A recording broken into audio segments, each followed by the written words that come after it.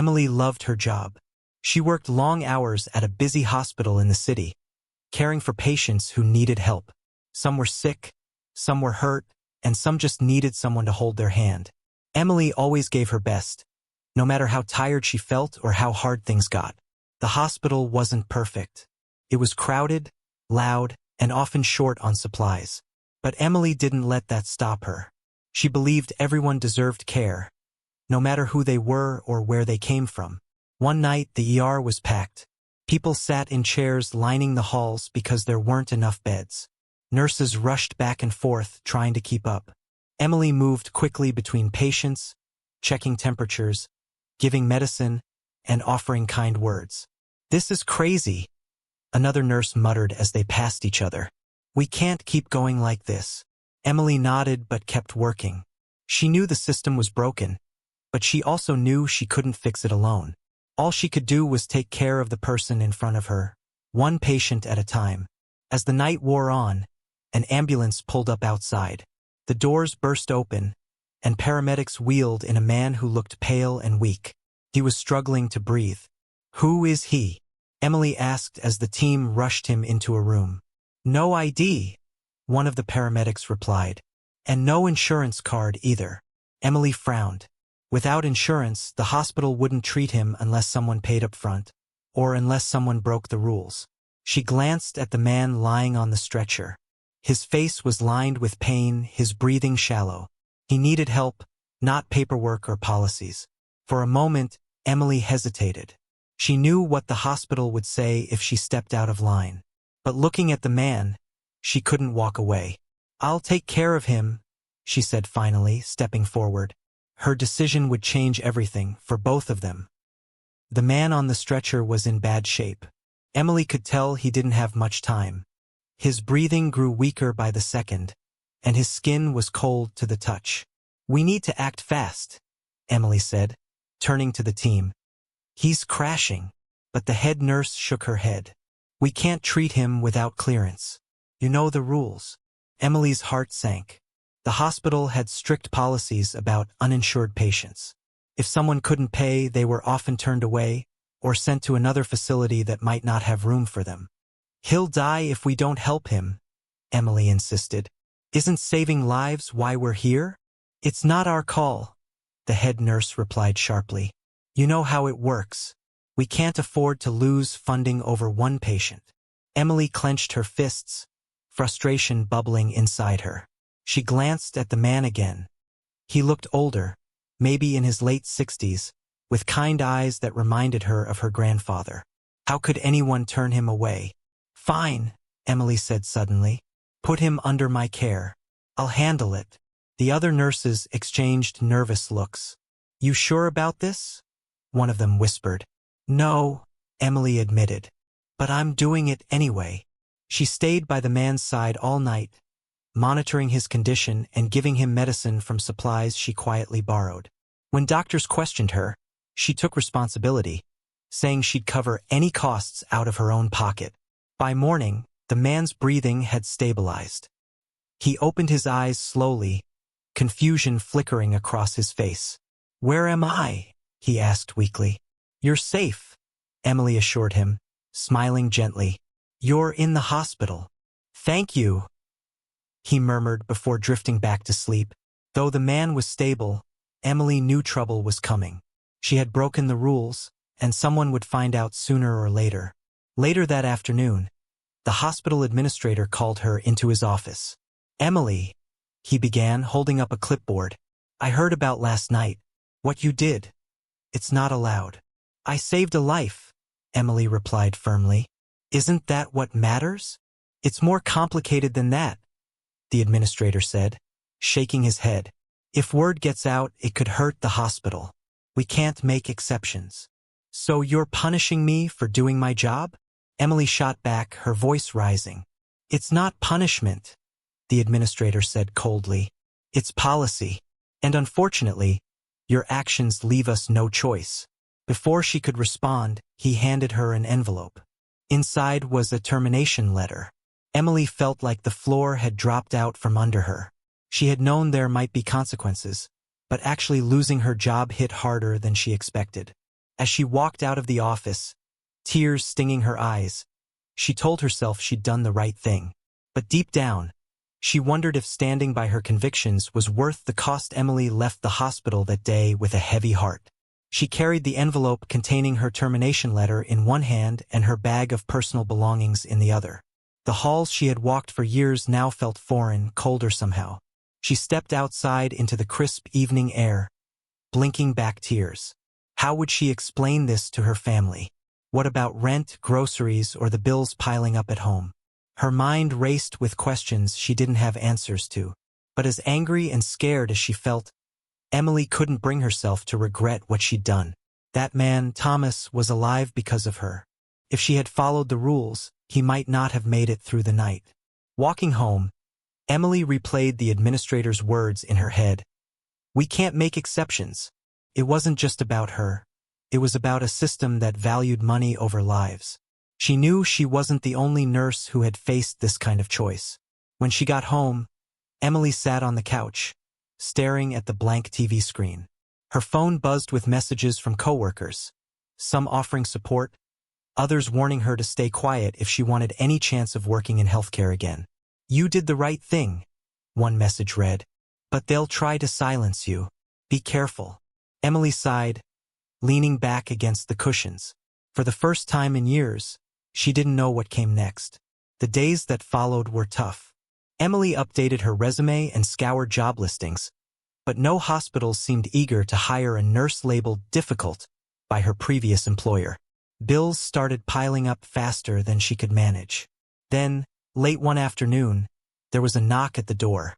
Emily opened it cautiously, expecting a delivery driver or maybe a neighbor. Instead, she found an older man standing on her porch. He wore a warm smile and held a bouquet of flowers. Emily? He asked gently. Yes, she replied, confused.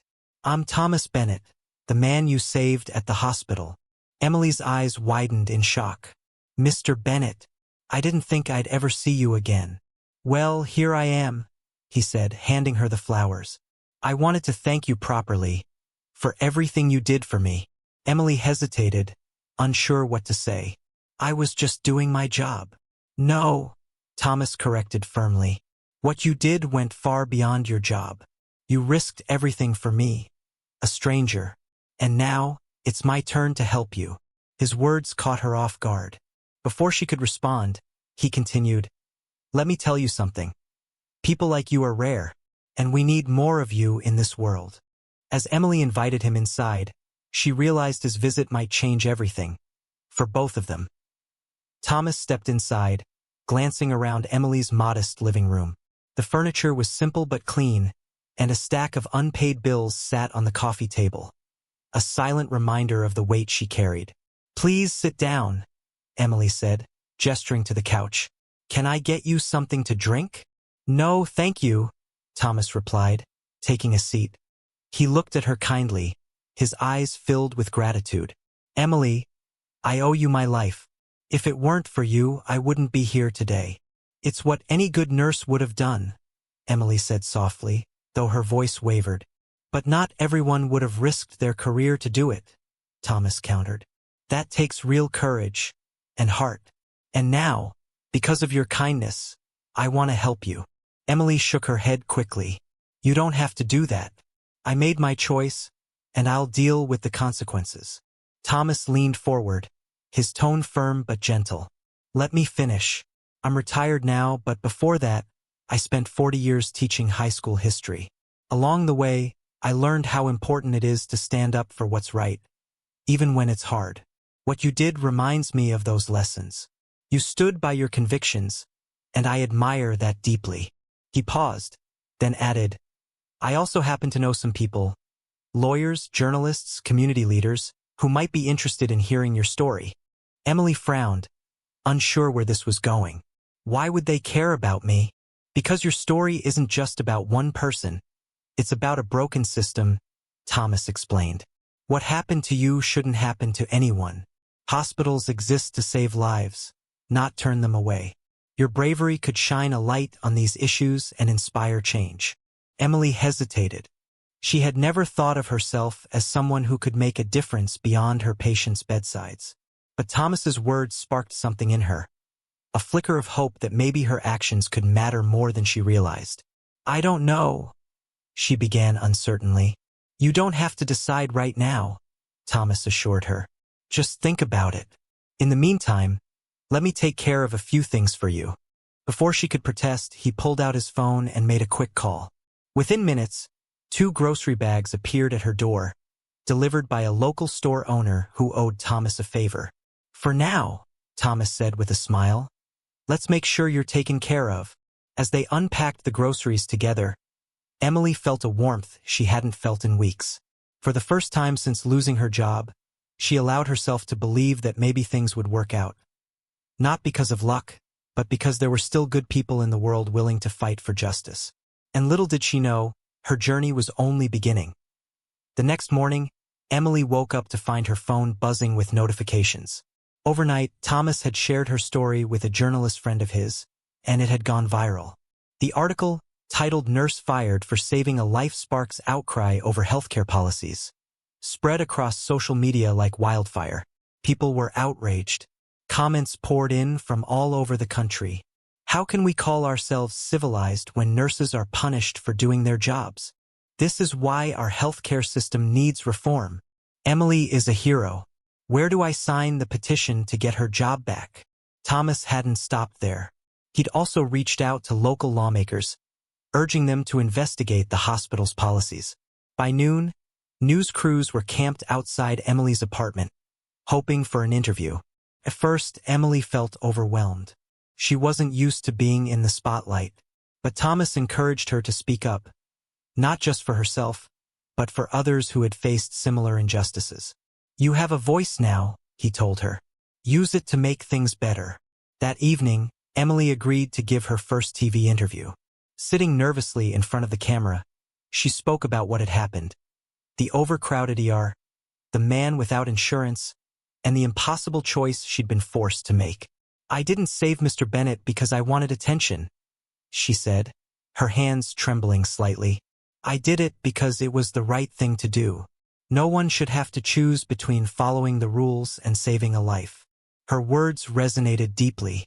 Viewers flooded social media with messages of support, sharing their own stories of unfair treatment by hospitals.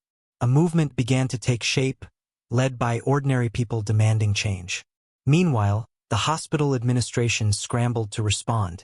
Facing public backlash, they issued a statement claiming Emily's termination had been a misunderstanding and invited her to return to work. But Emily wasn't ready to forgive so easily. With Thomas's guidance, she decided to push further, to use the momentum of her story to advocate for systemic reforms. "This isn't just about me," she told Thomas during one of their planning sessions. "It's about everyone who deserves care, regardless of their circumstances." Thomas smiled proudly. "That's the spirit. Let's keep going." Together, they drafted petitions, organized rallies, and partnered with advocacy groups to raise awareness. What started as one nurse's act of defiance was turning into a nationwide conversation about fairness, compassion, and accountability in healthcare. For Emily, the fear of standing alone was replaced by the strength of standing together, and she knew this was only the beginning. Emily quickly became the face of a growing movement. People from all walks of life rallied around her story, inspired by her courage and determination to fight for what was right. Social media campaigns popped up with hashtags like #StandWithEmily, #HealthcareForAll, and #NoMoreSilence. Protest signs bearing these slogans filled streets during rallies organized in cities across the country. Thomas introduced Emily to influential advocates, activists, doctors, lawyers, and even politicians, who helped amplify her message. Together, they pushed for policy changes at both local and national levels, calling on lawmakers to reform hospital practices and ensure equal access to care. One evening, Emily stood on stage at a packed community center, addressing hundreds of supporters who had gathered to hear her speak. "I never imagined my name would be part of a movement," she began, her voice steady despite her nerves. "But here we are, not just fighting for me, but for every person who's been turned away because of money or paperwork." We're fighting for a system that values lives over profits. The crowd erupted into applause, cheering her on as she continued. We can't fix everything overnight, Emily admitted. But if each of us keeps speaking up, keeps pushing for change, we'll get there, together. Her words struck a chord. People felt empowered, knowing their voices mattered. Stories poured in from nurses, patients, and families who had faced similar struggles. Each story added fuel to the fire, strengthening the movement's resolve. Meanwhile, hospitals nationwide began feeling the pressure. Some issued public apologies.